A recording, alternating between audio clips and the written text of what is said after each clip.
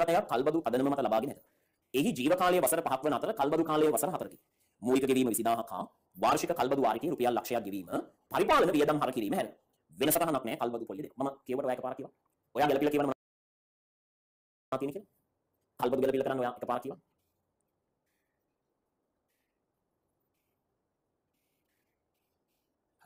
ළමයි කල්බදු ප්‍රමිතිය තුළ ඕනෑම කල්බදු ගැලපීමක් කරන්න පුළුවන් පුතේ. ඒකේ දික්ව සටහන් ටික කරනවා. හරි. ඔයාලා මම නිකන් පුදු වෙන්න. අදින්න ටී ගිනුම් දෙකක්. මුලින්ම දෙන පුතේ ටී ගිනුම් දෙකක්. එන වැඩවල නිකන් ටී ගිනුම් දෙකක් දැන් ඕනේ නැහැ ඉතින් මේ. පළවෙනි එක නම් කරගන්න වත්කම් ගිනුම. දෙවෙනි එක නම් කරගන්න කල්බදු නයිහිමි ගිනුම. මුලින්ම ටී ගිනුම් දෙකක් අඳගන්න වත්කම් ගිනුමයි කල්බදු නයිහිමි ගිනුමයි කියන්නේ. කල්බදු වලට අදාළ ප්‍රමිතියේ දික්ව සටහන් කරන්න දෙන එක ඉතින් ඒක උගන්නන්නේ නැහැ මම. ගිනුම දෙකක් පුතේ පළවෙනි එක මූලික ගෙවීම. මේ ගන්න මූලික ගෙවීම කීයද? ලක්ෂ 2යි. මූලික ගෙවීම දිසහන පුතේ මුදල් බැල වත්කම් හරි. මේ වත්කම් ගිනුම හර කරන්න ලක්ෂ 2ක් මුදල් කියන. මූලික ගෙවීම දිසහන මුදල් බැල වත්කම්. මුලින්ම වත්කම් ගිනුම හර කරන්න ලක්ෂ 2ක් මුදල් කියන. මූලික ගෙවීම. මූලික ගෙවීම මුදල් බැල වත්කම් හරි. දෙක ඍජු ගෙවීම. මේ ගන්න ඍජු ගෙවීම නේ. මේ ගන්න ඍජු ගෙවීම නේ. මේ ගන්න ඍජු ගෙවීම දෙන්නේ. හරි. එක මූලික ගෙවීම මුදල් බැල වත්කම් හරි. දෙක ඍජු ගෙවීම නේ.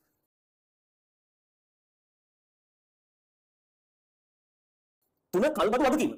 පුතේ මේ ගානේ කල්බදු වගකීම දීලා තියෙනවා. ඔයාලට පේනවද ගානේ කල්බදු වගකීම දෙනවා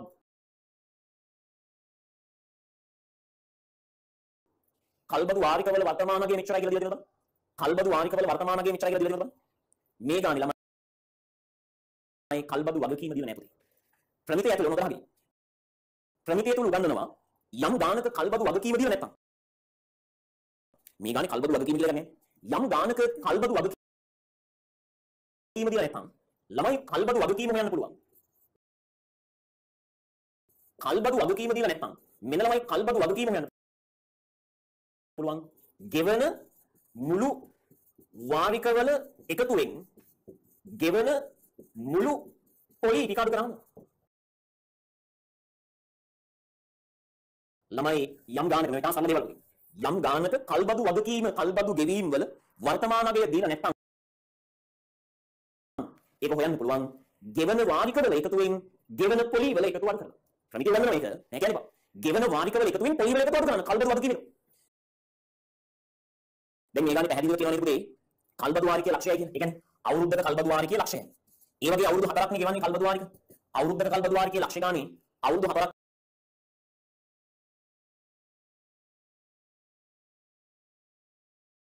කියන්නේ පුතේ ගෙවන වාරිකවල එකතුව ලක්ෂ 4යි. ගෙවන වාරිකවල එකතුව ලක්ෂ 4යි. අවුරුද්දක වාරිකයේ ලක්ෂයයි කල්බදු කාලේ අවුරුදු 4නේ අවුරුදු 4ක් වාරික ගෙවනවනේ. ලක්ෂ ගානේ 4ක් ගෙවන වාරිකවල එකතුව ලක්ෂයයි පොලි වල එකතුව කීයද? ඔය පොලි එකතු කරා. ගානේ දෙන පොලි එකතු කරන 40යි 30යි 70යි 70යි 20යි 90යි 10යි ලක්ෂය. මෙන්න වාරිකවල එකතුව ලක්ෂයයි. පුතේ පොලි වල එකතුව ලක්ෂ වාරිකවල එකතුව ලක්ෂ 4යි පොලි වල එකතුව ලක්ෂයයි ලක්ෂ 4න් ලක්ෂය අඩු නාම මෙන්න කල්බදු වගකීම ලක්ෂ 3යි. කල්බදු වගකීම ලක්ෂ 3යි. මේක ලියන්න අවශ්‍යයි.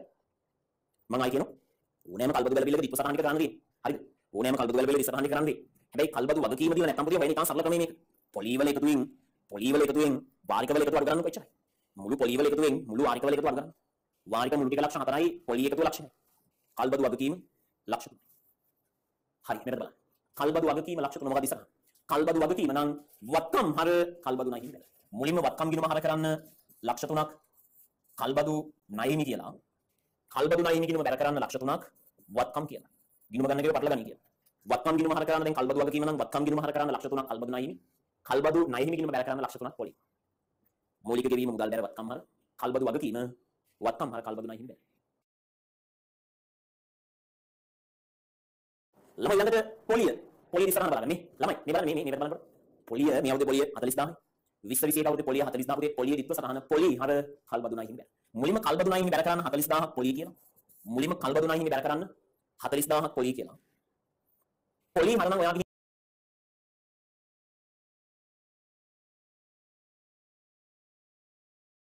එක මූල්‍ය වියදමේ ලියන්න.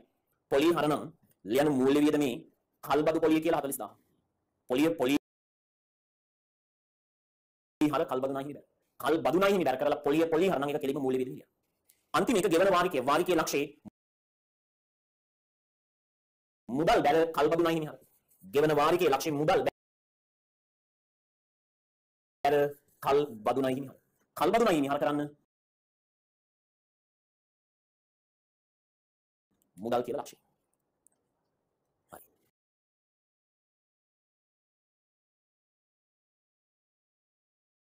ඕනෑම තුලක පිළිවෙල සටහන් ටික කරාම හරි. දැන් බලන්න දැන් මේක තුලනේ නැති. ඔන්නේ වත්කම් බිඳුම තුලනේ ගාලා පස්සේ පැහැදිලිව තේරෙනව නේද? මේ වත්කම් බිඳුමේ ශේෂය ලක්ෂ 5යි කියලා. මේ වත්කම් බිඳුම තුලනේ ගාලා පස්සේ පැහැදිලිව තේරෙනව නේද?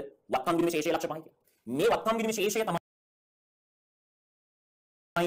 වත්කම් බිඳුමේ මේ වත්කම් බිඳුමේ ශේෂය ලක්ෂ 5යි කියලා තියෙනවා. මේ පා තමයි පුතේ භාවිතයිතිය ඇති වත්කම් සටහනේ පිරිවැය කියලා ලක්ෂ 5 කියනවා. භාවිතයිතිය ඇති වත්කම් සටහනේ මේ වත්කම් බිඳුමේ ශේෂය මේක තමයි භාවිතයිතිය ඇති වත්කමේ පිරිවැය. ඒක ලියන්න සටහන් අංක 5 මේ කල්බදු වැඩි කරන දෙන සටහන ගන්න. ඒ භාවිතයිතිය ඇති වත්කම් සටහනේ පිරිවැය කියලා ලක්ෂ 5 ලියන්න මේකෙදි මේ ශේෂය ලක්ෂ 5 මෙතන පිරිවැය කියලා ලියන්න. ඔන්න වත්කම් බිඳුමේ තුලනේ කියලා ශේෂය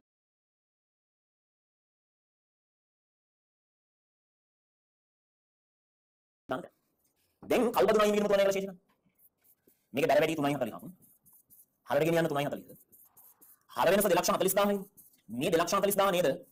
භාගයේ ඉගේ ගන්න. කල්බදු ණය හිමිකම ශේෂය 2,40,000යි. ඒක ශේෂය භාගයේ ඉගේ ගන්න.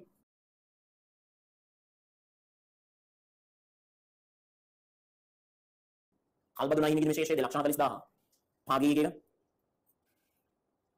මේ ඕක ජංගම නෝන වෙන් කරන්න එපා ළමයි. ඕක ජංගම නෝන වෙන් කරන්න එපා. මේ බලන්න. ළමයි හොඳට මතක තියාගන්න වැඩි. පුතේ කල්බදු ණය හිමි 2,40,000න් හැම වෙලෙම ජංගම වෙන්නේ. මේ කල්බදු ණය හිමිකම ශේෂය 2,40,000න්. මේක ජංගම නෝන කරන්න ඕනේ. ඔයාලා මතකද ජංගම කරන්නේ කොහොමද? ළමයි මේ 2,40,000න් ජංගම කෑල්ල හොයන්නේ. මම දැන් යනවා. ජංගම කෑල්ල හොයන්නේ. මම ජංගම කෑල්ල හොයන්නේ. ඊළඟ වසරේ ගෙවන වාරිකයෙන් ඊළඟ වසරේ පොලිය අඩු කරනවා. මෙන්න ළමයි ජංගම වගකීම වෙන්නේ. මුළු වගකීම 2,40,000 ජංගම නෝන වෙන් කරන්නේ. ඕකෙන් ජංගම කෑල්ල යන්නේ පුතේ ඊළඟ අවුරුද්දේ ගෙවන වාරිකයෙන් ඊළඟ අවුරුද්දේ පොලිය වෙනවා. දැන් ඊළඟ අවුරුද්දේ ගෙවන වාරිකය හැම අවුරුද්දෙම වාරිකය ගෙවන්නේ ලක්ෂයනේ. හැම අවුරුද්දෙම ගෙවන වාරිකය ලක්ෂය. ඒකෙන් ඊළඟ අවුරුද්දේ පොලිය කොච්චරද? මේ අවුරුද්ද නම් 20 21 ඊළඟ අවුරුද්ද 21 22 30000යි. ඊළඟ අවුරුද්දේ ගෙවන වාරිකයේ ලක්ෂයෙන් ඊළඟ අවුරුද්දේ පොලිය 30 අඩු වුණාම ජංගම කෑල්ල ළමයි 70000. මෙන්න ජංගම කෑල්ල 70000. ජංගම නවන කෑල්ල ගන්න කොහොමද? මේක ලියන්න. පුතේ ජංගම නවන කෑල්ල ගන්නේ මුල් වගකීම 2,40,000යි නේ. මේ මුළු වගකීම 2,40,000න් ජංගම 70000යි කරා. මුළු වගකීම 2,40,000න් ජංගම කෑල්ල 70000යි වුණාම ඔන්න ජංගම නවන වගකීම 1,70,000 කියනවා. දරමකට ගියාද? කල්බදු ණය හිමියා ජංගම නෝන වෙන් කරන්නේ. ඒකෙන් ජංගම ටික ගන්නේ කොහොමද? ඊළඟ අවුරුද්දේ ගෙවන වාරිකයෙන් ඊළඟ අවුරුද්දේ පොලිය අඩු වෙනවා. ක්‍රමිකව ගන්නලා තියෙන ලස්සනට වා. දැන් ගෙවන වාරිකයේ හැම අවුරුද්දේම ලක්ෂයයි. ඒක ඇතුලේ තියෙන ඊළඟ අවුරුද්දේ පොලිය 30000. ඒ කියන්නේ ලක්ෂයෙන් 30000 ගියාම ජංගම ටික 70000. මුළු ණය 2.40 නේ. මුළු ණය 2.40න් 70000ක් ජංගම නම් 2,40,000න් 70000යි වුණාම ජංගම නෝන කීයද? 1,70,000යි. හරි. මේ ලියන්න ඕනේ. ඔක විදිහම ලියන්න. ලියන්න විදිහ. ජංගම හැදෙන්නේ කොහොමද? ජංගම නෝන හැදෙන්නේ කොහොමද කියන්නේ?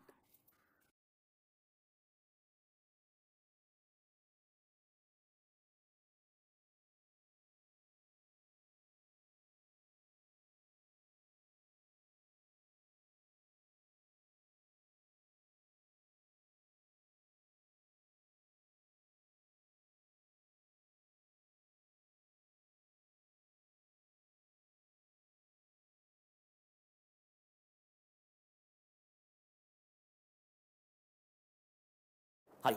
දැන් ජංගම නෝන හරි. ඒක දාන්න ජංගම වගකීම එතකොට කල්බදු ණය හිමි 70000යි. ජංගම නෝන වගකීම දාන්න කල්බදු ණය හිමි 1.70. දැන් මේ වාගත එක ජංගම වගකීම දාන්න කල්බදු ණය හිමි 70000යි. ජංගම නෝන වගකීම දාන්න පුතේ කල්බදු ණය හිමි 1,70,000යි. හරි. කල්බදු ගලපිලා හරි. මේක ෂේකල වැඩි ඉවර කරමු.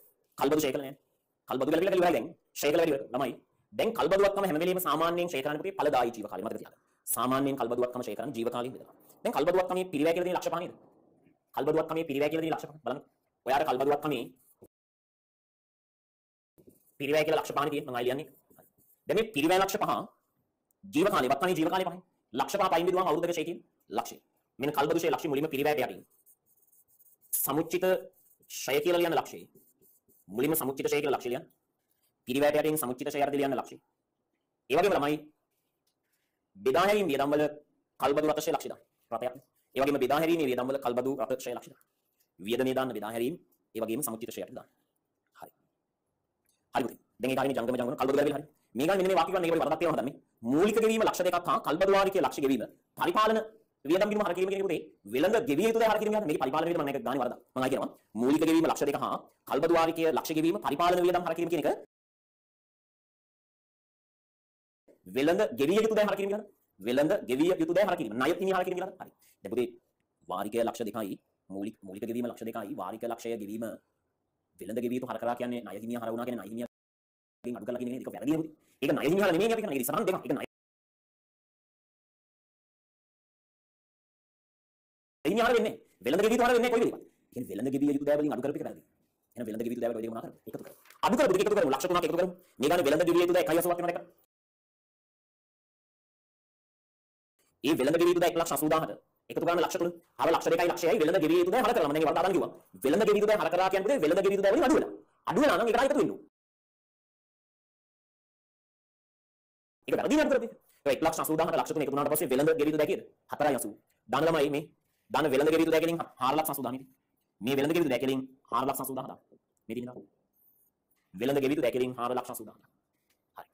කල්පද ගල පිළිවෙලයි.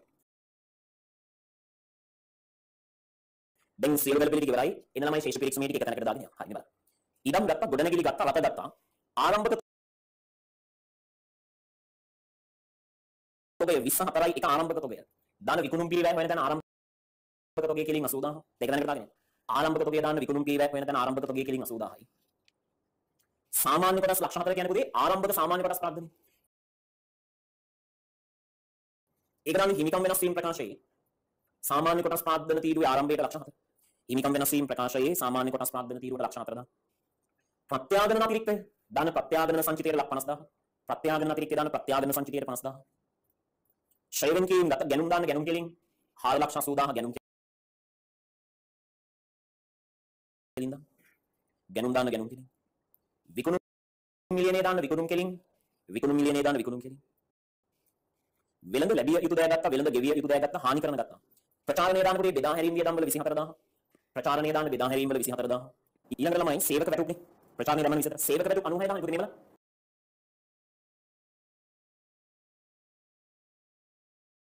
සේවක වැටුප් 96000 දාදී ඔයා බලන්න ගානේ කලින් පොඩක් පහළ ගියාම තියෙනවා 20 331 උපචිත වැටුප් 3400 එහෙනම් දැන් මේ ඔය තියෙන ගෙව්ව වැටුප. ඔය තියෙන ගෙව්ව වැටුප තමයි 96000. ඔය 96000ක තියෙන පුතේ ගෙව්ව වැටුප. අපි වැටුප 96000 ගෙවලා.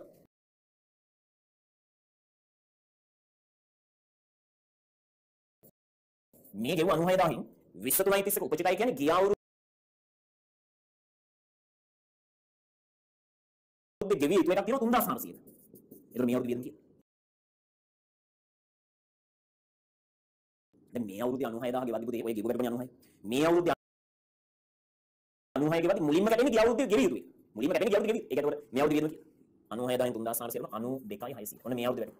මේ අවුරුද්දේ වැටුප වෙන්නේ 92,600. ඇයි? 96000 ගෙවද්දි ආරම්භක උපචිත වැටුපක් කියන්නේ ගිය අවුරුද්දේ ගෙවලා නැහැ. ඒතර මේ අවුරුද්දේ වැටුප 96000 ගෙවද්දි මුලින්ම කැටෙන්නේ ගිය අවුරුද්දේ උපචිත එක. ඒතර මේ අවුරුද්දේ වියදම කීයද කියන්නේ? 92,600 දාන පරිපාලන වල වැටුප් පරිපාලන වියදමේ දාන වැටුප් කියලා 92,600. පරිපාලන වියදමේ දාන වැටුප් කියලා 92,600. අධ්‍යක්ෂක පාරිශ්‍රමික ගත්ත විගණන දාසු ගත්ත බදුවෙන් කීම් ගත්තා. ණය කරලා බලන්න. ගෙව්ව පොලිය නෙමෙයි. ලක්ෂයක 100ටත් අවුරුද්දේ පොලිය 8000යි නේද? ලක්ෂයක 100ටත් අවුරුද්දේ පොලිය 8000 ඒක කියන්නේ මූල්‍ය වියදමේ. ණය කළ පොලිය 8000. මූල්‍ය වියදමේ ලියන ණය කළ පොලිය 8000. ගෙව්ව පොලිය 4000 අඩු ගානකට ගෙවිතු ගාන කීයද? 8000න් 4ක් ගෙවලා නම් ගෙවිතු පොලිය තමයි 4යි. ඒකෝදී ජංගම වගකීමේ නෙමෙයි දාන්නේ වෙනත් ගෙවිතු දැවල. දැන් සාමාන්‍යයෙන් ජංගම වගකීමේ දාන්නේ ණය හිමි, කල්බදු ණය හිමි, ආදායම් බදු වෙන් කිරීම. ණය හිමි, කල්බදු ණය හිමි, ආදායම් බදු වෙන් කිරීම කියන තුනේ ජංගම වගකීමේ දාන්නේ. ඊටු ටික වෙනත් ගෙවිතු දැවල. දැන් දාන්න වෙනත් ගෙවිතු දැවල. ඒක නේ පුරුදු නෑම ගියටි ඒ ටිකට පුරුදු වෙන්න. මොකද මාකිස් කීම එක ගන්න දැන් මේ ටික ජංගම වගකීමේ තමයි කියන්නේ වැරදිද? නෑ. මේක ජංගම වගකීමේ තමයි වැරදි නෑ. හැබැයි ළමයි මාකිස් කීම එකේ මේක වෙනත් ගෙවිතු දැවල නේද? ඔයා වෙනත් ගෙවිතු දැවල දාන්න පුරුදු. අපි තියරි වලදී කියන්නේ රිවිෂන් මට්ටමේදී අපි මේවා පුරුදු කරනවා. හරි. ළමයි ණය කර පොලිය ගත්තා. ණය කර ලියන ජංගම නොවන වගකීම් වල ලක්ෂය. ණය කර ලක්ෂය ජංගම නොවන වගකීම් වල ලියන්න. දුරකථන තැකල් 26000යි. හැබැයි බලන්න ආරම්භයේ තියෙනවා ඉදිරියට ගෙවු තැකල් 6000. ඒ කියන්නේ මේ අවුරුද්දේ ගෙවු දුරකථනය 26000යි. මේ අවුරුද්දේ අපි දුරකථනයේ 26000ක් ගෙවලා. ගිය අවුරුද්දේ ඉදිරියට ගෙවීම 6000 කියන එකේ තේරුම මොකක්ද? ගිය අවුරුද්දේදී 6000ක් ගෙවලා මේ අවුරුද්දේ.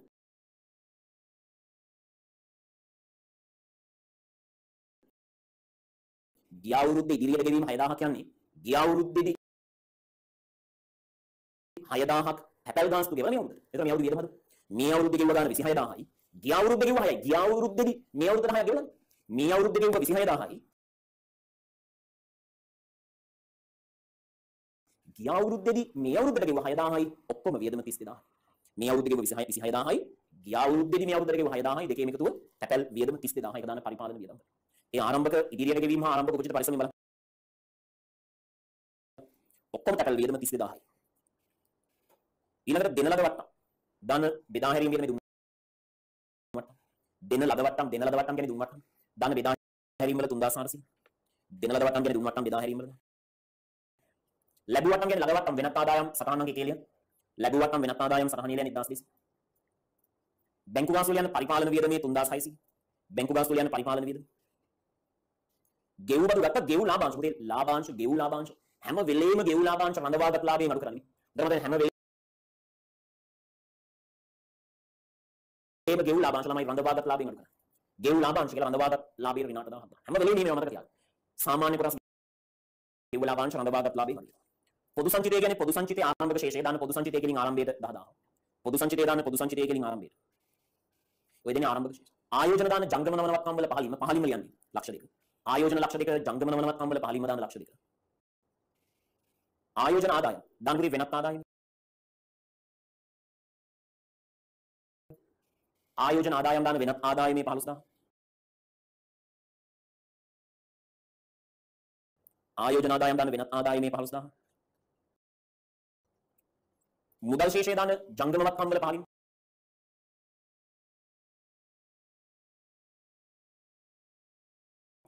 මුදල් 4000 දාන ජංගම වත්කම් වල පහලින්.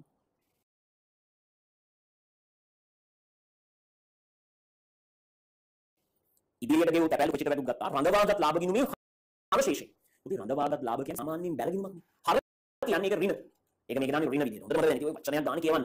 රඳවාගත් ලාභ හරශේෂය කියන්නේ නම් ඒක රින විදියට ලියන්නේ. මොකද රඳවාගත් ලාභය කියන්නේ පුතේ ධන බැල ශේෂයක් නේ. රඳවාගත් ලාභ ගිණුමේ ආරම්භක ශේෂය වෙන්නේ. සාමාන්‍යයෙන් රඳවාගත් ලාභ කියන්නේ බැල ශේෂයක්. හර ලෙස කියනවා කියන්නේ ඒක රින. රඳවාගත් ලාභ රින. රින 2800 විදියට දාන්න. හරි. ඔන්න ළමයි දාන කලිය අද අපි පළවෙනි දාන නිසා අපිට ගොඩක් වෙලා ගියා. දාන හදන්න මේක පැහැදිලි කරන්න. ආකෘතියෙන් කියලා දෙන්න හරි. අපි ළමයි දැන් තුලනේ කිරීමේ වැඩේ කරමු. හැම වෙලෙම පුතේ සමාගම් ගාන තුලනේ සටහන් වල අංක පිළිවෙලට කරගෙන යන්න. හැම වෙලෙම සමාගම් ගාන තුලනේ සටහන් පිළිවෙලට කරගෙන යන්න. මුලින්ම සටහන් අංක 1. පුතේ දැන් සටහන් අංක 1 වෙනත් ආදායම් දෙකේ එකතුව 16200. සටහන් අංක 1 වෙනත් ආදායම් දෙකේ එකතුව 16200යි. ගන්න එකතු. අරන් එක ලියන්න ආදායම් ප්‍රකාශයේ වෙනත් ආදායම් කෙලින් සටහන් තීරුවට අංක 1 දාන්න. අන්තිම තීරුවට 16200 දාන්න. වෙනත් ආදායම් කෙලින් සටහන් තීරුවට දාන්න අංක 1. අන්තිම තීරුවට 16200 දාන්න.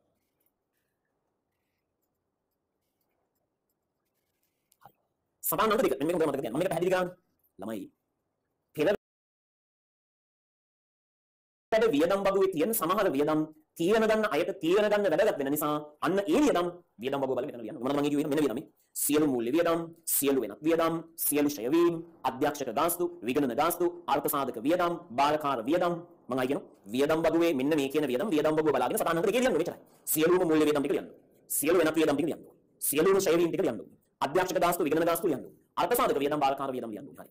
බලන්න මෙන්න මේ වියදම් ටික ලියන්න. එතන වියදම් හතරක් තියෙනවා. බලන්න ස්ක්‍රීන් එක. විගණන ගාස්තු අධ්‍යක්ෂක ගාස්තු මේ ෂය ලියද්දී පුතේ මතක තියාගන්න ෂය ලියද්දී ෂයවල එකතු ලියන්න. ෂය ලියනකොට ෂයවල එකතු ලියන්නේ. ෂය වෙන වෙනම ලියන්නේ නැහැ. වෙනම ලියුව කියන්නේ වැරදි නෑ. හැබැයි ෂය ඔක්කොම එක අයිතමයක් විදිහට සලකන්න. ෂය ටික ඔක්කොම එකතු වලත් උපකරණ ලීබරු ඔක්කොගෙම ෂය ටික එකතු ලියන්න.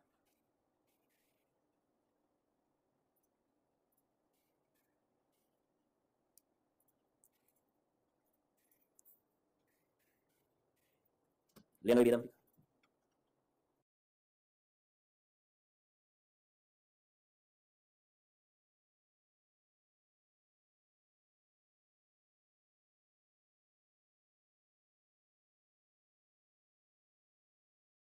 ඊළඟට සටහන් අංක 3.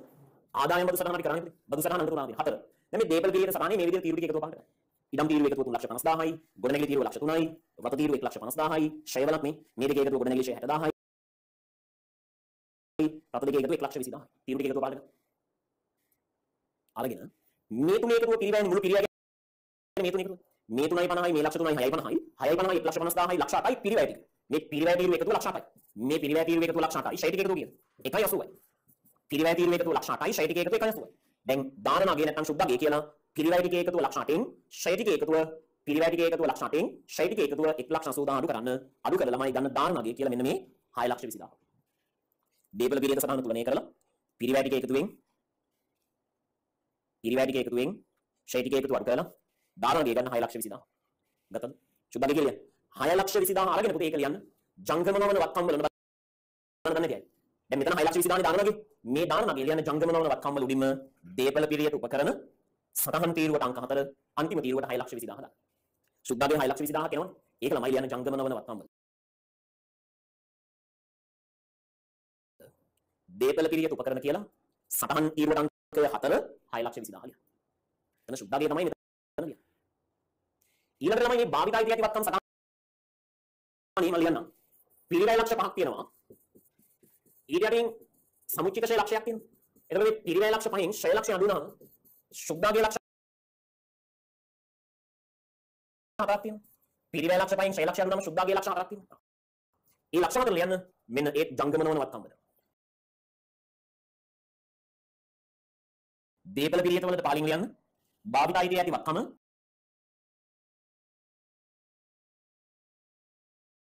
සටහන් අංකය 5 ලක්ෂ 4. ලක්ෂ 5න් ලක්ෂය අඩු වුණාම ලක්ෂ 4. ඒක කියන්නේ පුතේ ජංගම නොවන වත්කම්වල. භාවිතයි තියටි වත්කම සටහන් අංකය අංක දාන හරියට සටහන් අංක 5 ලක්ෂ 4.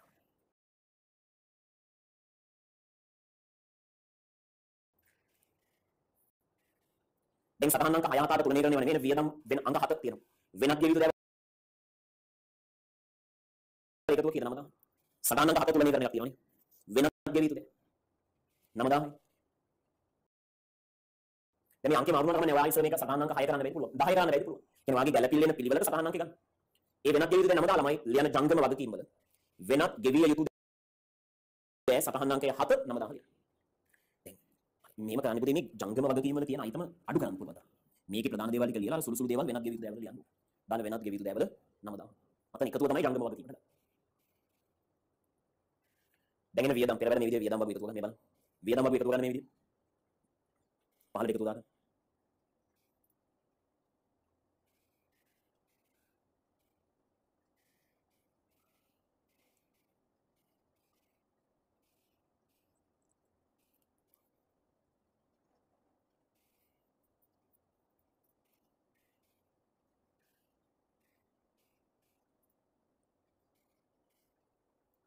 හරිද වියදම් වල එකතු?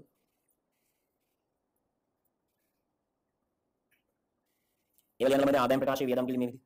එතන එකතුව මේ විදිහට ආදායම් ප්‍රකාශයේ වියදම් වල. වියදම් වල එකතු අරගෙන ඒක ආදායම් ප්‍රකාශයේ වියදම් වල ලියන්න. අතන එකතුව යන වියදම් වල. ඊළඟට මේ විකුණුම් පිරිවැය වෙන තැන මෙන්න මේ විකුණුම් පිරිවැය ගන්න 4,35,000. විකුණුම් පිරිවැය වෙන තැන විකුණුම් පිරිවැය ගන්න. විකුණුම් පිරිවැය වෙන තැන විකුණුම් පිරිවැය ගන්න.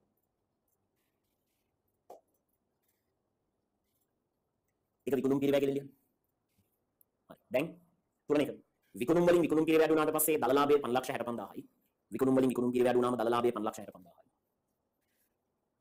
ඒකට වෙනත් ආදායම් එකතු වෙලා වියදම් වල එකතුව ගන්න දෙවෙනි තීරුවට 4,91,400. වියදම් වල එකතුව ගන්න දෙවෙනි තීරුවට 4,91,400. 4,91,400. එතකොට දල ලාභයට වෙනත් ආදායම් එකතු කරලා වියදම් ටික අඩු කරනවා. දල ලාභයට වෙනත් ආදායම් එකතු කරලා වියදම් ටික අඩු කරලා ගන්න බදු පෙර ලාභය 89,800. ගන්න බදු පෙර ලාභය කියන එක 89,700. හරි. දැන් බදු පෙර ලාභය 89,700න් බදු 75,000 කඩු වුණාම පුතේ වර්ෂය සඳහා ලාභය 14,700ක් කියලා. බදු පෙර ලාභය 89,800. ආදායම් බදු 75,000 කඩු වුණාම වර්ෂය සඳහා ලාභය 14,700ක් කියලා. ඒකට ප්‍රත්‍යාගන ලාභය 50,000 එකතු වුණාම මුළු විස්තීර්ණ ආදායම 64,700ක්. 14,700ට 50,000ක් එකතු වුණාම මුළු විස්තීර්ණ ආදායම 64,700ක්. ඔන්න මුළු විස්තීර්ණ ආදායම.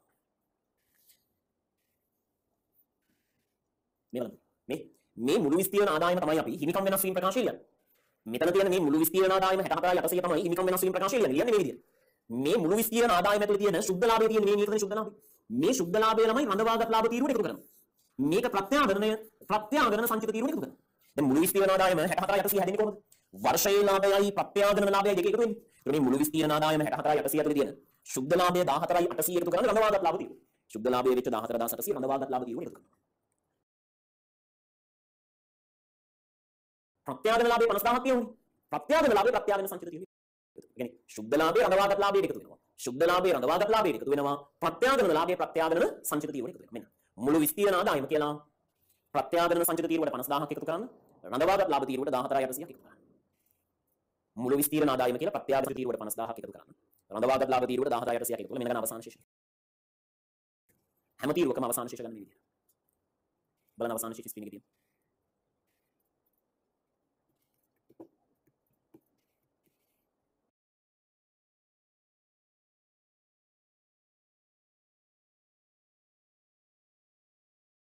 දැන් ළමයි මේ අවසාන ශේෂ පුතේ මෙන්න මේ අවසාන ශේෂ ටික තමයි අපි. මේවා ඉන්න දන්න මේවා තමයි පුතේ සමාගමේ හිමිකම කියන්නේ. මේ තියෙන සමාගමේ හිමිකම. මේ අවසාන ශේෂ මේ හිමිකම් වෙනස් වීම ප්‍රකාශය අප අවසාන ශේෂ තමයි අපි මූල්‍ය තත්වයේ හිමිකම් යද්දී ලියන්නේ. අතනාපු අවසාන ශේෂ ටික මෙන්න මෙතන මූල්‍ය තත්වයේ හිමිකම් යටතේ තියෙනවා. අතනාපු අවසාන ශේෂ ටික තමයි මෙතන සාමාන්‍ය කොටස් සහ හිමිකම් යටතේ තියෙනවා. ලියලා මේ විදිහට තුලනේ දාලා. මෙන්න තුලනේ. ඔන්න ළමයි එතකොට 14,30,000ට සමාගම් ගාන තුලනේ. බලන්න 14,30,000ට ගාන තුලනේ දාගන්න. ඔන්න සම්පූර්ණ සමාගම් ගානක් කරා ගොඩක් වෙලා ගියා. ගාන පැහැදිලි කරලා සටහන් පැහැදිලි කරලා සියල්ල පැහැදිලි කරලා ඔන්න එක ගානක් ඉවර කරා. හරි. අඩුපාඩුව දාගන්න ඊළඟ ගානට යන්න කලින්.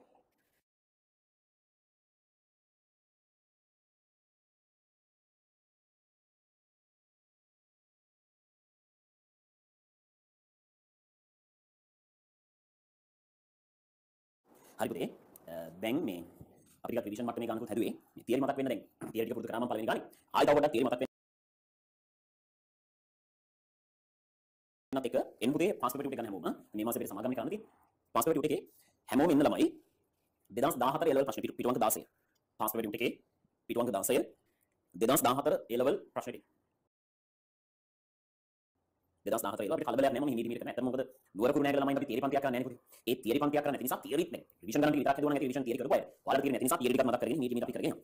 බලන්න ඒකේ 2014 ප්‍රශ්නේ 2014 A level ප්‍රශ්නේ ආලෝක සමාගමේ ශේෂ පිරික්සම දීලා ළමයි තොග ගැලපිල්ල දීලා බොල් ණය රක්ෂණය අර්ථ සාධක බාරකාර ගැලපිල්ලක් තියෙනවා. ඊට පස්සේ දීපල පියත ප්‍රත්‍යාග්‍රණයක් තියෙනවා කල්බදු තියෙනවා ආදායම් බදු තියෙනවා පොදු සංචිත මාරු කිරීම තියෙනවා ඊළඟේ ලාභ ලාභ ප්‍රකාශ වෙනස් විස්තීර්ණ හිමිකම් වෙනස් වීම ප්‍රකාශයේ මූල්‍ය තත්ත්වය. හරි. අපි ආකෘතිය අඳිමු ආකෘතිය අඳලා පුරුදු වෙමු. ඊට පස්සේ අපි ගණන හදාගන්න යනවා. අපි එනිකමට අපි ආකෘතිය අඳගෙන මුලින් මෙන්න දාන්නේ ආලෝක සමාගමේ ආදායම් ප්‍රකාශය අඳින විදිහ. හරි. මම ආකෘතිය අඳින්න ළමයි ඔයාලට දෙන්නම් විනාඩි දෙකක් දෙන්නම්.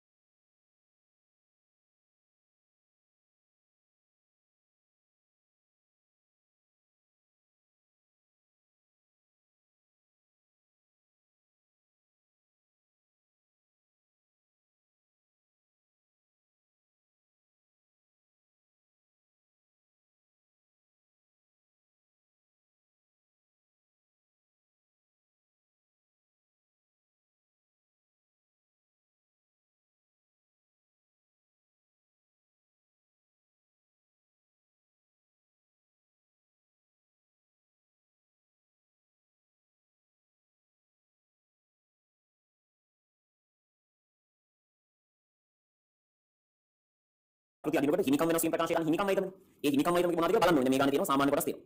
මේ ගානේ ළමයි රඳවාගත් ලාභ තියෙනවා. පොදු සංචිත තියෙනවා. ප්‍රත්‍යාග්‍රණය දාන කියලාදී ඔයාලට තේරෙනවා මේකේ ප්‍රත්‍යාග්‍රණ ගැලපිලක් තියෙන නිසා සාකෝ ප්‍රත්‍යාග්‍රණයේ පොදු සංචිත රඳවාගත් ලාභ. හරි. මේ වගේ තීරුවතා කියන හිමිකම් වෙනස් වීම ප්‍රකාශයදී බලන්න. අඳින හිමිකම් වෙනස් වීම ප්‍රකාශය මේ වගේ. විනාඩි දෙකක් දෙන්නම් ආකෘතිය අඳින්න ඉක්මනට.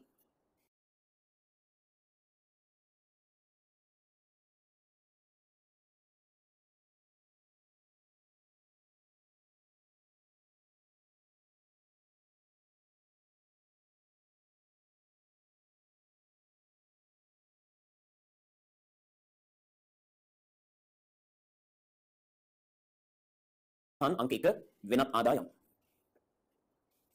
වෙනත් ආදායම් වල රූල් තුනක් ඉඳ තියලා සටහන් අංක 2 ලියන්න මේ වාක්‍ය සටහන් අංක 2 ලියන්න මේ වාක්‍ය බදු පෙරලාභයේ ගණනය කර ඇත්තේ පහත වියදම් ඇතුළුව සියලු වියදම් අඩු කිරීමෙන් පසුය. සටහනකට එක බදු පෙරලාභයේ ගණනය කර ඇත්තේ පහත වියදම් ඇතුළු සියලු වියදම් අඩු කිරීමෙන් පසුය.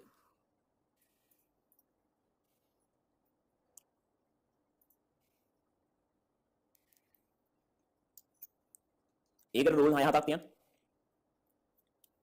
ඒකට රූල් 6-7ක් තියලා ලියන්න පුතේ සටහන් අංක 3 ආදායම් බදු. සටහන් අංක 3 ආදායම් බදු. සටහන් අංක 3 ආදායම් බදු. ළමයි ආදායම් බදු සටහනට පහලින් අංක 4 දීපල පිරියද මේකට බලන්න. මෙන්න දීපල පිරියද සටහන. ආරම්භක ශේෂය, එකතු කිරීම, ඉවත් කිරීම, ප්‍රත්‍යාගණනය, ප්‍රත්‍යාගණන මතශය, අවසාන ශේෂය. සමුච්චිත ශය වගුවේ ආරම්භක ශේෂය, වසරේ ශය, ඉවත් කළ ශය, ප්‍රත්‍යාගණනය මතශය, අවසාන ශේෂය. තීරු කීයක් ඕනද? තීරු කීයක් ඕනද කියන එක තීරණය වෙන්නේ පුතේ දීපල පිරියද කොච්චරක් තියෙනවද කියන එක. දැන් මේ ගාන ඔයා බැලුවොත් මේක අර ගැළපිලි අංක 6 බලන්න ගොඩනැගිලි තියෙනවා. රතේ නම් කල්බදු උපකරණ ලීබඩු ගොඩනැගිලි උපකරණයි ලීබඩු අයිටම තුනක් නේ. ඒ තුනට තීරු තුනක්. හරි. මේ ආකෘතිය පුරුදු වෙන්න ඕනේ. මම දැන් කලින් ගානේ ආකෘතිය ප්‍රැක්ටිස් කරානේ. හරි. ආකෘතිය අඳින්න. බලන්න මේ ආකෘතිය. අඳින්න බලන්න ආකෘතිය. දැන් මේකේ ඉරි ටික තිබ්බ නැති උනාට කමක් නැහැ. ආකෘතිය අඳින්න. හරි. ගණේකට විනාඩි 2ක් 3ක් අගල ආකෘතිය අඳින්න.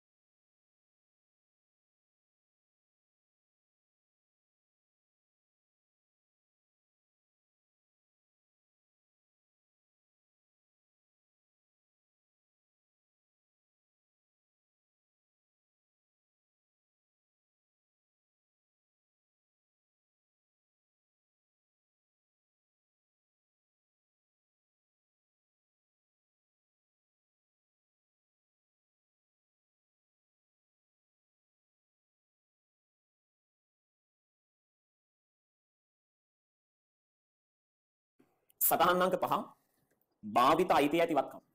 සටහන් අංක 5 භාවිත අයිතිය ඇති වත්කම්. සටහන් අංක 5 භාවිත අයිතිය ඇති වත්කම්. රූල් 3ක් ඉඳ තියලා සටහන් අංක 6 වෙළඳ ලැබිය යුතු දැන්. මේක රූල් 3ක් ඉඳ තියන්න සටහන් අංක 6 වෙළඳ ලැබිය යුතු දැන්. වෙළඳ ලැබිය යුතු රූල් 3ක් ඉඳ තියන්න. සටහන් අංක 7 මුදල් හා මුදල් සමාන දැන්. සටහන් අංක 7 මුදල් හා මුදල් සමාන දැන්.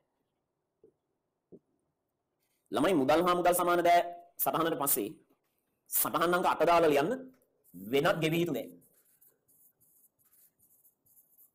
සටහන් අංක 8 දාලා ලියන්න වෙනත් ගෙවිය යුතු දැන්. මුදල් හා මුදල් සමාන වල රූල් 3ක් තියන්න. වෙළඳ ලැබිය යුතු දැන් රූල් 3යි. මුදල් හා මුදල් සමාන රූල් 3යි. ඊට පස්සේ සටහන් අංක 8 වෙනත් ගෙවිය යුතු දැන් වෙනත් ගෙවිය යුතු දැන් වල රූල් 4ක් විතර තියන්න. හරිද? දැන් ළමයි මේක ගන්නද?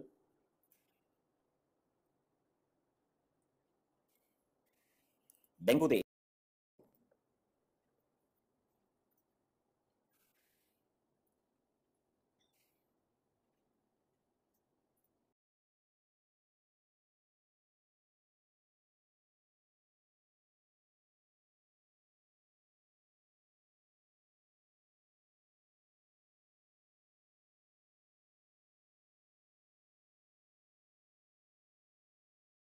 ළමයි වියදම් වගුවට පස්සේ විකුණුම් පිරිවැය සෙවීම කියලා.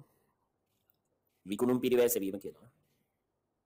ලියන ආරම්භක තොග ධන ගැනුම් ආරම්භක තොග ධන ගැනුම් රූල් 3ක් තියලා ඍණ රූල් 2ක් තියලා ඍණ අවසන් තුන. ආරම්භක තොග ධන ගැනුම් රූල් 2ක් තියලා ඍණ අවසන් තුන. හරි. පැහැදිලිද? දැන් ළමයි මෙන්න අපි සමාගම් ගාන කරගෙන යන මේක ලේසි පාස් පේපර්ස් ගානක්. අලුත් දේවල් ටිකක් තියෙනවා මම ඒ ටික ගානක් එක පැහැදිලි කරන්නම්. හරි. එන හැමෝම ළමයි අතිරේක තොරතුරු අංක 1. 2020 3.31 පිරිවැය 2000යි උපලබ්ධි අගය 1800යි. ළමයි පිරිවැය උපලබ්ධි අගය කියන දෙකෙන් අඩු අගය තමයි අපි ජංගමවත්කමේ ලියන්නේ. පිරිවැය තමයි විකුණුම් පිරිවැය හොයන තැන දාන්නේ. ඒ දෙක අතර වෙනස වෙනත් වියදමක් තොග කපා හැරීම. හරි. මුලින්ම ලියන්න දැන් පිරිවැය 2000යි උපලබ්ධි අගය 1800 නම් දැන් ගාන දහස් වලින් හදන නිසා හැමතැනම උඩින් බිංදු 3 දාන්න. හැමතැනටම ගිහලා උඩින් දහස් කියලා දාගෙන ඉන්න. ආදායම් ප්‍රකාශයේ මූල්‍ය තත්වය හිමිකම් වෙනස් වීම සටහන් පෙරවැඩ හැමතැනම උඩින් දහස් කියන බිංදු 3 දාගෙන ඉන්න ඉක්මනට. දහස් වලින් හදන එක පිළිවෙලට කරන සමාගම් වල පුතේ. විශේෂයෙන් නම් කිරීමේම පිළිවෙලට කරන්න. හරි. මුලින්ම ජංගමවත්කම් වල දාන්න අවසන් තොගේ 1700. මේ දහස් තියෙන්නේ. මුලින්ම ජංගමවත්කම් වල දාන්න අවසන් තොගේ 1700. ඒ වගේම විකුණුම් පිරිවැය හොයන පෙර වැඩේ අවසන් තොගේ දාන්න ඍණ 2000. ඒ වගේම විකුණුම් පිරිවැය හොයන පෙර වැඩේ අවසන් තොගේ දාන්න ඍණ 2000. හැම වෙලේම ජංගමවත්කමට යන දෙකෙන් අඩු වගේ. හැම වෙලේම විකුණුම් පිරිවැය හොයන තැනට යන්නේ පිරිවැය. 200ක වෙනසක් තියෙනවා. ඒක වෙනත් වියදමේ දාන්න තොග කපා හැරීම 200. වෙනත් වියදමේ දාන්න තොග කපා හැරීම 200.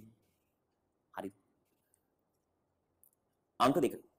වර්ෂයේ අවසානයේදී 400ක් බොල්නය ලෙස කපා හැරීමට ඉතිරි වෙළඳ ලැබිය යුතු දෑ ශේෂයට 10% කඩමාන ණය වෙන් කරන්නත් සමාගම තීරණය කරනවා. සමාගම බොල්නය හා අඩමාන ණය වෙන වෙනම ගිණුම් වල තියෙනවා. හරි. ඒක ගැටලුවක් නෑ. මුලින් පුතේ බොල්නය 400 කපනකොට බොල්නය නම් බොල්නය හර ණය ගැති බැරනේ.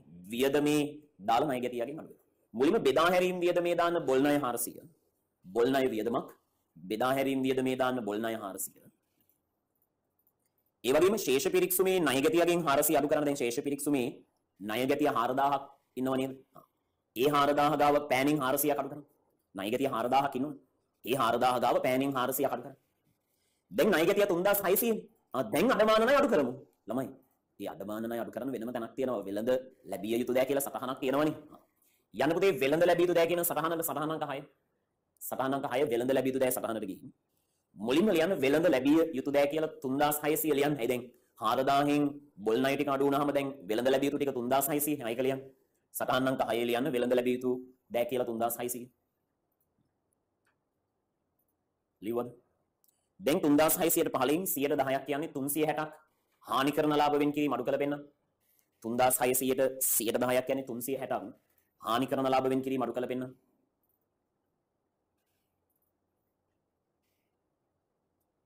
හරිද? දැන් අඩු වුණ බලමුද? පස්සේ අඩු කරලින් දැන් අඩු වුණ බලමු. ළමයි මුල හානි කරන වෙන් කිරීම 320ක් ඔයා තියෙනවා දැක්කද? ශේෂ පිරික්සුමේ හානි කරන වෙන් කිරීම 320ක් තියෙනවා.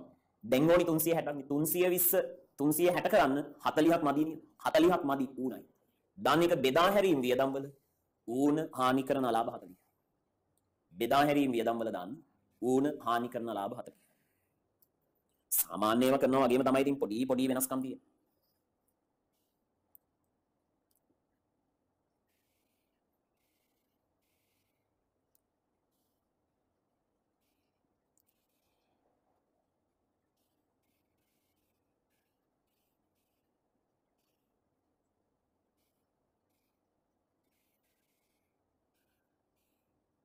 ඊළඟට අංක 3 සියලු වත්කම් මත පැකේජයක් ලෙස සලකා 2019 10/1 දින රක්ෂණය කරන ලදී 29/30 දිනෙන් අවසන් වර්ෂයට ගෙවිය යුතු මුළු වාරිකයම වියදමක් ලෙස සලකා ඇත. ඒක පරිපාලන වියදමක්. පුතේ රක්ෂණය කියලා කීයක් තියෙනවද? දැකද ශේෂ පිරික්සුමේ රක්ෂණය කියලා 840ක් තියෙනවා. ළමයි දැන් මේ ගාන හදන අවුරුද්ද වෙන්නේ ගාන හදන්නේ 19/4/1 23/31 ගාන හදන්නේ 19/4/1 23/31. මෙයාලා මේ රක්ෂණය 840 ගෙවන්නේ පුතේ 2019 10/1 ඉඳන් ඊළඟ අවුරුද්දේ 9/30 වෙනකන් මෙන්න මේ අවුරුද්දට තමයි මෙයාලා මේ 840 ගෙවන්නේ. පේනවද බලන්න? අපි ගාන 3/31 හදලා ඉවරයි. හැබැයි මේ රක්ෂණය 840 මෙයාලා ගෙව්වේ 10/1 ඉඳන් 9/30 වෙනකන් මේ මාස 12ට. ඒ කියන්නේ අපි වියදමට ගන්න මෙන්න මේ 3/31 වෙනකන් මේ 3/31 වෙනකන් ටික විතරයි අපි හැබැයි වියදමට ගන්න. 3/31 වෙනකන් ටික විතරයි අපි වියදමට ගන්නෙ. 3/31කින් පස්සේ ටික වියදම නෙමෙයි වැඩිපුර ගෙව වියදම. ඒ කියන්නේ මෙතන මාස 6ක් වියදම ඉතුරු මාස 6 ඉදිරියට ගෙව වියදම. හරිද? මාස 6ක් මේ මාස 6 වියදම 10/1 නම් 3/31ට මේ තියෙන ඉතුරු මාස 6 මේක ඉදිරියට ගෙව වියදම. මාස 6 මාස 6 කියන්නේ භාගේ පුතේ. 840න් භාගේ කියන්නේ 420ක් වියදම මේ මාස 6ට 420ක් වියදම, මේ මාස 6ට 420ක් ඉදිරියට ගෙවු වියදම. හරි. 840න් භාගයක් 420ක් වියදම පරිපාලන. හරි. දාන ළමයි පරිපාලන වියදමේ රක්ෂණය කියලා 420. මුලින්ම පරිපාලන වියදමේ දාන්න රක්ෂණය 420.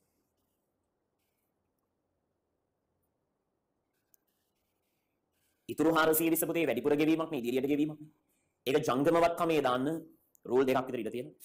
ජංගමවත්කමේ රූලක් දෙකක් ඉඳ තියලා ලියන්න. ඉදිරියට කළ රක්ෂණය 420. ජංගමවත්කමේ ලියන්න ඉදිරියට කළ රක්ෂණය 420 කියලා.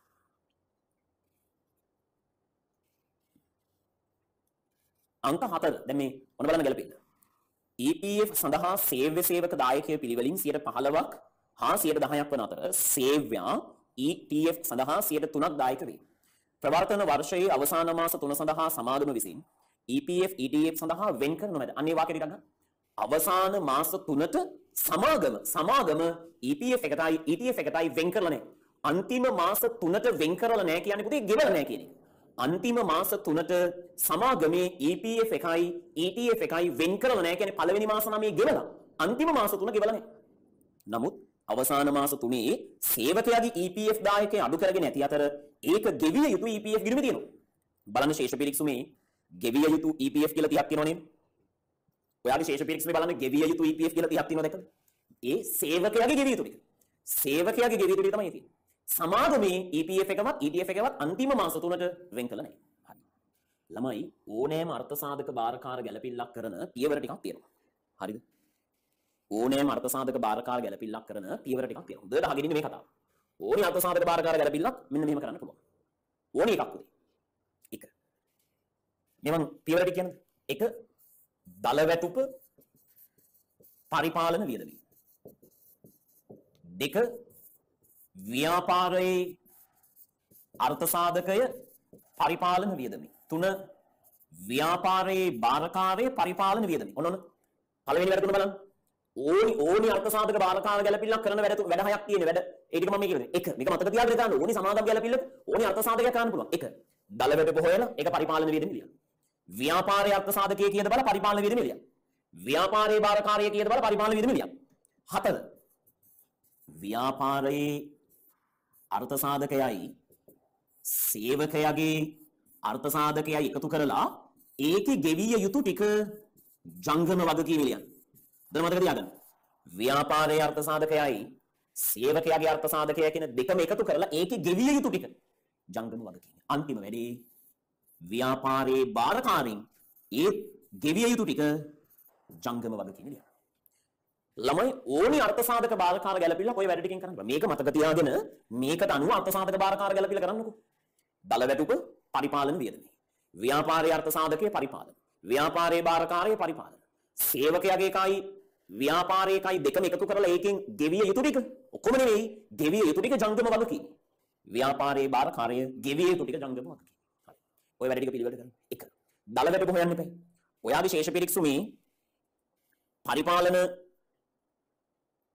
ශේෂ පිරික්සුමේ වියදම් වල වැටුප් කියලා කීයක් තියෙනවද බලන්න. රෙඩි කරගෙන මුලින්ම දල වැටුප හොයන්න එපා. ශේෂ පිරික්සුමේ වැටුප් කියලා කීයක් තියෙනවද පුතේ? ඔයා දැක්කද වැටුප් කියලා 1200ක් තියෙනවා. ශේෂ පිරික්සුමේ වැටුප් කියලා 1200ක් තියෙනවා දැක්කද? අන්න ඒක තමයි දල වැටුප. අන්න. එනේ මේ ගන්නේ දල වැටුප 1200යි මම මෙතන ලියන්න. දල වැටුප 1200යි. ඔය ශේෂ පිරික්සුමේ වැටුප් කියලා තියෙන්නේ දල වැටුප. කොහොමද මම එහෙම කියන්නේ? ළමයි මෙන්න මේ පොඩි ටෙක්නික් එකක් කියනනම් අහගෙන. ගාන ඇතුලේ සේවකයාගේ අර්ථ සාධකය ගිණුම්ගත වෙලා නම් සේවකයාගේ අර්ථ සාධකය ගිණුම්ගත වෙලා නම් ශේෂ පිරික්සුමේ ඔය වැටුප කියලා තියෙන්නේ දල වැටුප.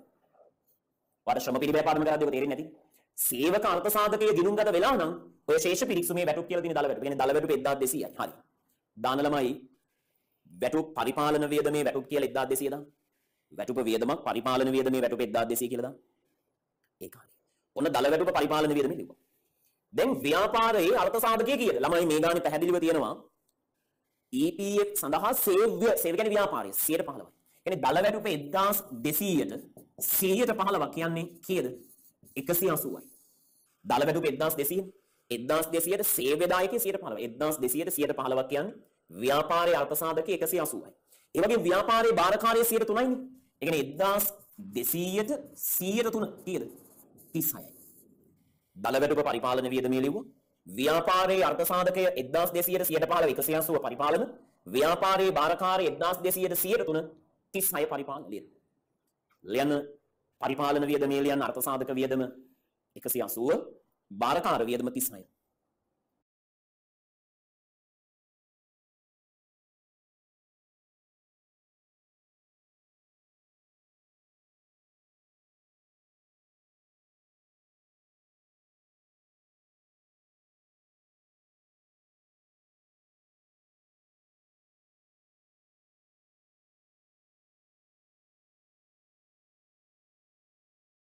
හරිද ඒක? ළමයි ඊළඟ වැඩ තුන. නේද බලන්න. ඔන්න පළවෙනි වැඩ තුන ඉවරයි. දලවැරුක පරිපාලන, ව්‍යාපාරයේ අර්ථ සාධක පරිපාලන, ව්‍යාපාරයේ බාරකාර පරිපාලන. ඊළඟට ගෙවිය යුතු ටික ජංගම වගකීම්. පුතේ ව්‍යාපාරයේ ගෙවිය යුතු ටික බලමුද? ළමයි ව්‍යාපාරයේ ගෙවිය යුතු ටික ගන්නේ පැහැදිලිව කියනවා අවසාන මාස 3 විතරයි ගෙවිය යුතු. ඔක්කොම නෙවෙයි අන්තිම මාස 3 විතරයි. දැන් මෙතන තියෙන 180 නේ. ඒක 180ට 12න් 3. අවුරුද්දෙම ටික 180යි 180ට 12න් 3. ධන ඒ ව්‍යාපාරයේ ගෙවිය යුතු ටික. සේවකයාගේ ගෙවිය යුතු ටික තමයි ශේෂ පිරික්සුම යන 30ක් කියලා තියෙන එක වැළපිලි කියනවා. සේවකයාගේ ගෙවිය යුතු ටික තමයි ගෙවිය යුතු EPF වල තියෙන 130. කීයද මේ දෙක එකතු? දැන් 180ට 12න් 3 කියන්නේ පුතේ 45යි. 180 ගැන අවුරුද්ද ටික මාස 3යි 180ට 12න් 3 කියන්නේ 45ක්. ව්‍යාපාරයේ ගෙවිය යුතු ටික. සේවකයාගේ ගෙවිය යුතු ටික 30යි. 45යි 30යි 75 ජංගම වගකීම්. 75 ජංගම වගකීම්. ETF එක කීයද? ඒත් අවුරුද්දම ටික 36යි. ඒත් මාස 3ක් නේ. අවුරුද්දම ටික 36යි මාස 3ක් කීයද? 36ට 12 නම් 3 9යි. හරිනේ. සේවකයාගේ ගෙවිය යුතු ටික 45යි, ව්‍යාපාරයේ ගෙවිය යුතු ටික 45යි, සේවකයාගේ ගෙවිය යුතු ටික 30යි, දෙකේ එකතුව 75ක් ජංගම වගකීම්. බාරකාරයාත් මාස 3යිනේ ගෙවිය යුතු. 36ට 12න් 3 ඒත් ගෙවිය යුතු ටික 9ක්. ජංගම වගකීම්. හැබැයි සාමාන්‍යයෙන් දැන් ජංගම වගකීම කියලා කියන්නේ. හැබැයි ප්‍රධාන වශයෙන් ජංගම වගකීමට දාන්නේ වෙළඳ ගෙවිය යුතු ආදායම් බදු වෙන් කිරීම, කල්බදු ණය හිමි කියන තුන විතරයි. කෙලින්ම ජංගම වගකීමට දාන්නේ වෙළඳ ගෙවිය යුතු ආදායම් බදු වෙන් කිරීම, කල්බදු ණය හිමි විතරයි. ඒ හැර ජංගම වගකීම් වෙනත් ගෙවිය යුතු දේ සටහනේ ලියලා තමයි ජංගම වගකීමට ගන්න. කලින් අනික මතකද? කෙලින්ම ජංගම වගකීම කියන්නේ කාරණා තුනයි. ණය හිමි, බදු වෙන් කිරීම, කල්බදු ණය. ඉතුරු ඒවා ළමයි වෙනත් ගෙවිය යුතු දේ සටහන. මේ දෙක වෙනත් ගෙවිය යුතු දේ සටහනේ ලියන්න. මෙන්න. ඝන සටහන් නම් කටනේ. වෙනත් ගෙවිය යුතු දෑ කියලා ගෙවිය යුතු EPF 75 ගෙවිය යුතු ETF 9 කියලා ලියන්න.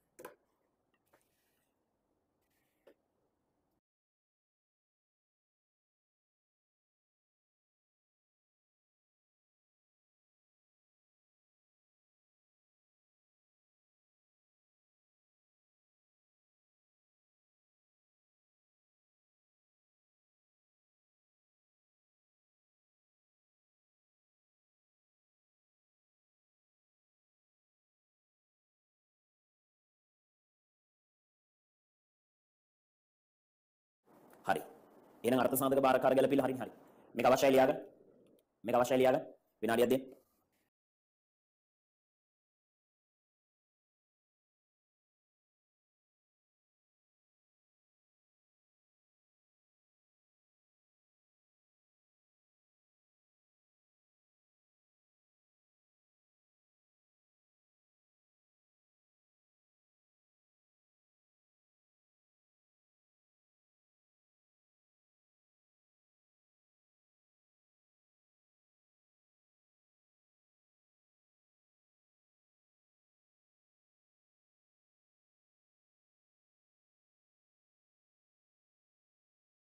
හරි.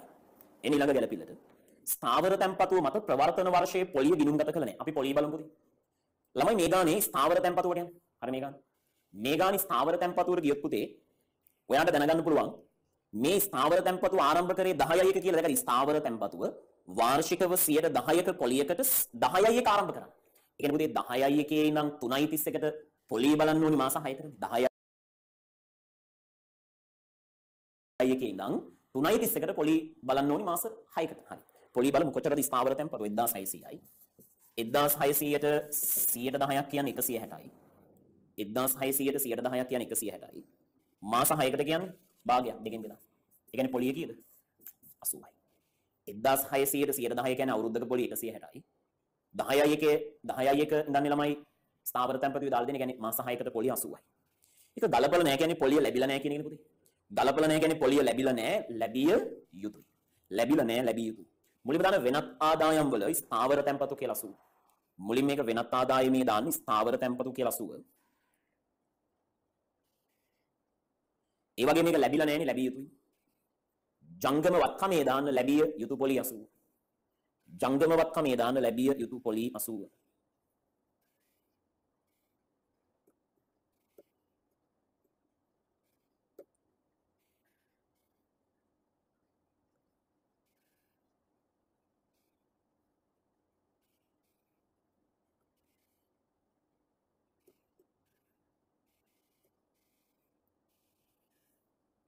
ඊළඟට මෙන්න දීපල පිරියත එක පරිස්සමින් කරමු. දීපල පිරියත සංයුතිය දෙනවා මේ මෙන්න දෙනවා. දැන් මේක තේරෙනවනේ කතාව. හොඳට බලන්න මේ ගානේ කියනවා සමුච්චිත ෂය ටික දෙන්නේ පුතේ සමුච්චිත ෂය ටික දෙන්නේ ආරම්භක දවස නෙමෙයි. සමුච්චිත ෂය දෙන්නේ 24යි. ඒක දින හොඳට දින දිහා හොඳට බලන්න. ඒ කියන්නේ මේ ෂය ආරම්භක ශේෂ. ආරම්භක ෂය තමයි මේ දෙන්නේ. හැබැයි පිරිවැය අවසාන 21 3යි 31 පිරිවැය. මේවා පිරිවැය. හැබැයි මෙතන මේක කල්බදු කියන කාට තේරෙනව නේද? මේක කල්බදු. මේක කල්බද්දක්. දීපල පිරියත සටහනට කල්බද්ද ගාවන්නේ කල්බදු අපි වෙනම සටහනක දාන්න නිසා මේක දීපල පිරියතෙක් ගාව දාන්නේ නැහැ. හැබැයි පුතේ ගොඩනැගිලි උපකරණ ලීබඩු වල පිරිවැය දෙන්නේ අවසාන දවසට ෂය දෙන්නේ ආරම්භක දවසට. හැබැයි හොඳ පරිස්සමෙන් මේව බලන්න. අවසාන දවසේ පිරිවැය දුන්නට ගාන කියවලා බලන්න වර්ෂය තුල මේවල වෙනසක් වෙලා ගිනුම්ගත වෙලා තියෙනවද බලන්න. දැන් ඔයා ගැළපිලි ටික කියවුවොත් මම උදාහරණයක් විදිහට මම මේක පැහැදිලි කරන්න ගන්නම්. ගොඩනැගිලි ගන්නකො. දැන් අවසාන ගොඩනැගිලි 6000නේ. මේ ගානේ රෝම 8 කියනවා ගොඩනැගිල්ල ප්‍රත්‍යාගමනය කළා. හැබැයි ගිනුම්ගත කළා නෑ තාම. අවසාන උපකරණයේ 1200නේ. හැබැයි මේකේ උපකරණ ප්‍රත්‍යාගමනය කළා තාම ගිනුම්ගත කළා නෑ. ළමයි වෙනස්කම් වෙලා ගොඩනැගිලි වල උපකරණ වල වෙනස්කම් වුණාට තාම ගලපලා නැත්තම් මේ ශේෂම නේද ආරම්භයේ තියෙන්නේ. ඒ කියන්නේ අවසාන ශේෂ කියලා දුන්නට ඔය ඇත්තටම අවසාන ශේෂ නෙමෙයි. ඕව මුල තිබ්බ ශේෂ. කොහොමද මම මුල තිබ්බ ශේෂ කියන්නේ? එහෙනම් ඕවල කිසිම වෙනසක් ගිනුම්ගත වෙලා නැහැ. වෙනස්කම් වෙලා තාම ගිනුම්ගත වෙලා නැහැ. අපි තමයි ගිනුම්ගත කරන්න ඕනේ. දර ගාන බලන්න අවසාන ශේෂ දුන්නට ඒවල වෙනස්කම් ගිනුම්ගත වෙලා නැත්තම් ඒවම තමයි ආරම්භක ශේෂ වෙන්නේ.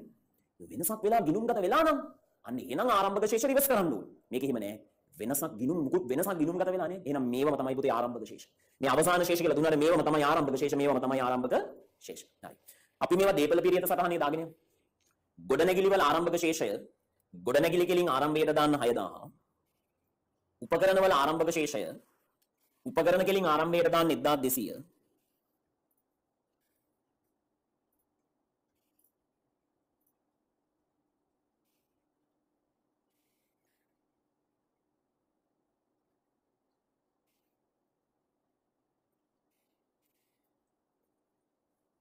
ලීබඩු වල ආරම්භක ශේෂය ලීබඩු කෙලින් දාන්න 800 ආරම්භයට. ෂය නම් කොහොමත් ආරම්භයනේ පුතේ.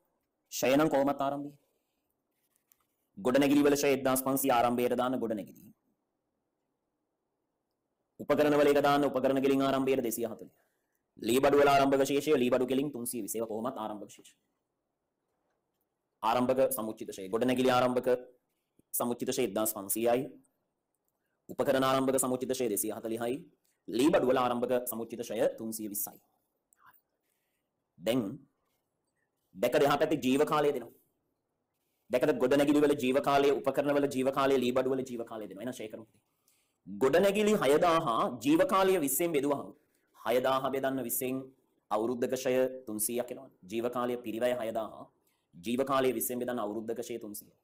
දාන ළමයි වසරේ ෂය කෙලින් 300. දාන පුතේ වසරේ ෂය කෙලින් 300. ගොඩනැගිලි වල අවුරුද්දේ ෂය. ෂය නම් වියදමේ දානවා. මෙතන වසරේ ෂය කෙලින් දෙනවා. වසරේ ෂය කෙලින් 300 දාලා වියදමක් පරිපාලන වියදමේ ලියන්න 300. වියදමක් එක පරිපාලන වියදමේ ලියන්න 300.